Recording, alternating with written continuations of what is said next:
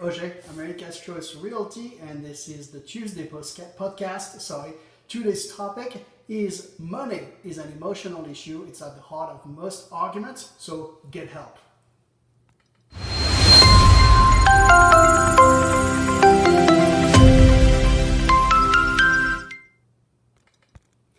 Okay, so today's subject is money. Money in real estate. And money is a very emotional issue, and it's often at the heart of most arguments, especially with couples. I've seen it happening. It is an emotional issue because people are afraid of making a mistake. See, the idea of making a mistake is something that's scary to people, to most, including me. You know, it's normal. It's human nature. And to represent your own money when selling a house, or to make all the decisions about the money aspect of selling a house, is kind of like performing surgery on yourself. If you want to be healthy, this is not something you'd want to do. So why is money such an emotional issue, and why are people so afraid of making a mistake? Well, it's pretty simple. Again, it's just psychology 101. It's human nature. If you make a mistake with money, you'll feel like a dumb bat. You'll feel stupid. You'll feel like you don't know what you're doing, and you're going to be afraid of how people are going to judge you for making that mistake. And again, it's true in couples, you know. I've made money errors and I felt dumb, and I was afraid of telling you that because I was afraid of how I was going to be judged.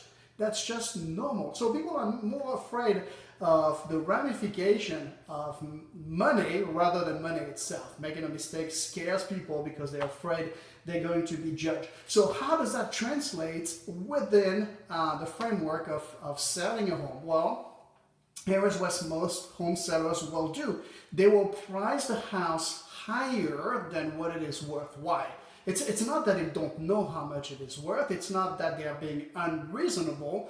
It is that it protects them. It prevents them from being exposed to making a mistake. See, if they price it higher than what they know it is worth, then they can't make a mistake. They can't make an error. They're not afraid of being judged. They're not afraid, a husband, is not going to be afraid of how a wife is going to judge him, or a wife is not going to be afraid of her husband's reaction. Or it could be true in any scenario. With single people and their friends, they may be afraid, to be judged because they made a big mistake with money. So they tend to price the property higher than what it is worth. This way they feel safe. Well, on the surface, it is a way to feel safe, but it is a big mistake, and here is why. Statistics shows that a house that is priced just 10% over its real value will only get the attention of about 60% of the buyers on the market, leaving 40% of the buyers to go look for other homes. It's a big chunk of the market, and it's not worth taking that kind of risk. The mistake actually happens when you price it higher because you lose all that exposure. A study done by Zillow says in 2016 reveals that a house that stays on the market for 60 days will sell for 5% less than what it's worth. So do the math. If you take a $600,000 home, 5%, that is $30,000. That's a huge chunk of money, and to me that looks like a mistake.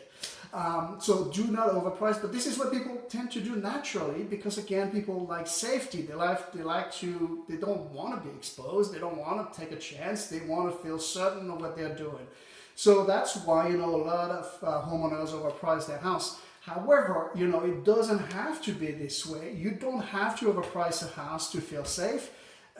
If you find a trusted advisor that you respect and who can handle the money negotiation on your behalf. Now, the key is once you find that person, you have to trust that that person has your best interests at heart, because again, it's money, it's emotional.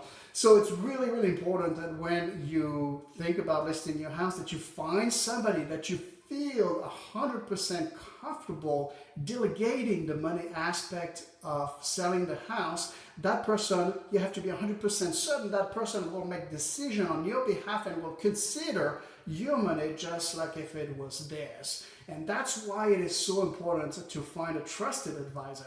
You see, in the real estate community, there is a lot of agents who are after the quick commission. And here's how it works. You know, if you look at the statistics nationwide, the average realtor across the board, across the entire country, a realtor makes an average of about $28,000 a year. That is before tax, and that is before the split with the broker. It is below the poverty level. And the reason is that, you know, there's a lot of agents who do a lot of business and are very ethical, but there's also a lot of agents who do 1, 2, 3 deals a year. And here's the problem with these people. They are good people. There's nothing wrong with them. But when they lack money, the scarcity principle goes into motion. And scarcity is a very, very tricky thing. I've seen very honest people finding themselves in scarcity who started justifying actions that were less than ethical. And in their mind, they were absolutely right. And the reason is because they needed the money. They needed the commission. This is the type of agent that you do not want to hire because you cannot reasonably delegate that role to a person who is more interested in their own benefit than yours. So very, very important. Find a trusted advisor that you respect. Let that person handle the money matter on your behalf. And anyway, at the end of the day, when the offer comes on the table, you are the one calling the shot, not the agent. So if it's not enough, you can always say no. But if you price too high and you have nobody to negotiate with, guess what? You're staying on the market. 30 days, 60 days, you lose 5%. 90 days, you lose 8%. 120 days, you lose 10%, and so on. It is a proven fact that a house that is overpriced, that stays on the market more than 30 days, will sell for less than what it's worth for 2 reasons. Number one is if a buyer sees a great house on the market and it's not sold within a short period of time, they'll be wondering what's wrong with it. And then number two, if it's been on the market for an extended period of time, their first thought is going to be, well, that seller must be tired. Let's negotiate. Let's see how low they'll go. And when you're in that frame, you cannot win. You're the loser. So again, money is a very emotional issue. Don't represent your own. Find somebody you trust.